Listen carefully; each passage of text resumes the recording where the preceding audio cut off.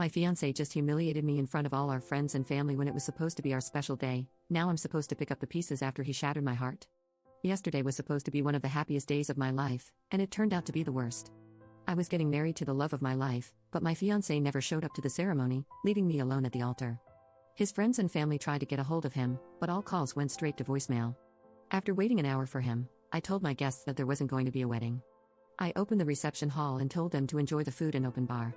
Even if there was no ceremony, I still wanted them to have a good time and enjoy the food and drinks.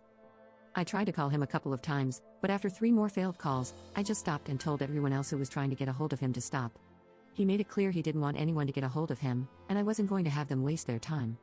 I didn't cry. I wasn't going to let myself cry, at least not in front of everyone. His mother came to me and apologized through tears.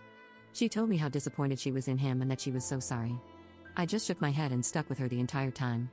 I didn't want her to cry and feel bad for something that wasn't her fault. The real MVPs were all my friends. They did their absolute best to keep things from being awkward and entertained everyone. They played music, danced, and one of them went as far as going back home to bring a projector and a game system for all the kids to play. I was glad that the day was somewhat saved, but I still felt horrible. My would-be brother-in-law, Ethan, kept me from getting too intoxicated when I really wanted to. He told me that it would be awkward if I did, so I did my best to keep everyone happy. After 11, I told everyone who bought gifts to take them back and get their money back. A few of them refused and had me keep the gifts they got. So now I'm back at the hotel we booked, and I'm alone. This morning, I got a couple of missed calls from my fiancé and several messages that I haven't opened yet. I'm so angry at him. He humiliated me yesterday by not showing up when he could have told me he was getting cold feet. I had my friend message him that I want to be left alone and that if he showed up to the hotel room, I was going to call my brothers to have him removed. So far, he hasn't shown up, but I am getting phone calls from his friends, probably all wanting me to speak to him. I don't know if it's me being shallow or not, but now I'm rethinking our entire relationship and whether or not I see a future with him. So, another issue is that I have an extra plane ticket. It was supposed to be for our honeymoon, but since the fiancé isn't here, I decided to enjoy my little getaway vacation for myself. A couple of friends are coming with me, but not for another week since they need to arrange childcare and take vacation time, so they can't come at the last second. To be honest, I want to invite Ethan because I've never traveled anywhere in my life. I know he's been to where I'm going, and I want him to come so he can show us the best places to visit. Ethan told me he'd go for me, but should I invite him? I asked Ethan's mom, and she was all for it, but I still don't know if it'll cause drama. Update 1. Okay, so I feel like I should explain more about Ethan. First, I'm not going to take him. Second, I've known Ethan a little longer than my ex-fiancé. Please believe me when I say he's a close friend of mine. Both of us bonded by teasing his brother, and with that, we just kind of clicked and became fast friends. I wanted to take him because I didn't know how to use my ticket at the airport. I've never traveled, and I didn't want to look dumb by trying to figure it out. Thankfully, someone explained what to do, and I'm forever grateful.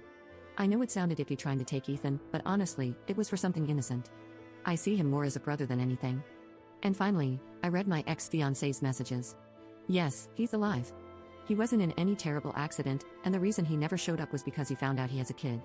His childhood sweetheart came by with a kid maybe a couple of weeks ago. His best man knew and never told me because my ex didn't want him to tell me until he was 100% sure, and I guess he found out today. He apologized so many times for not showing up, but he couldn't because he felt so guilty of what? I don't know. He said a large part of him wants to make things right and take care of his son because he's always wanted a family. So screw the last 3 years, right? I don't know if that means he's going to go back to his ex because he wants to talk over the phone, but honestly, I'm done. I think it's an excuse to get back with his ex. I don't believe he's ever gotten over her, and she over him, which is why she chose now to show herself. He sent a picture of the kid to me, and I went over my ex-fiancé's mom's Facebook to see any pictures she posted of my ex-fiancé when he was a kid. They're low quality, but there is definitely a resemblance. It feels so surreal to me, like this one big joke. I feel like I'm missing more info, like there's something else going on, but I'll find out later. I haven't responded, so instead, I'm just going to open a bottle of wine and get plastered. My best friend is currently on her way with takeout and ice cream, so I thought I'd share this. Maybe after my much-needed vacation, I'll do another update, but right now, I'm just gonna do me. Until then, screw you, Ben.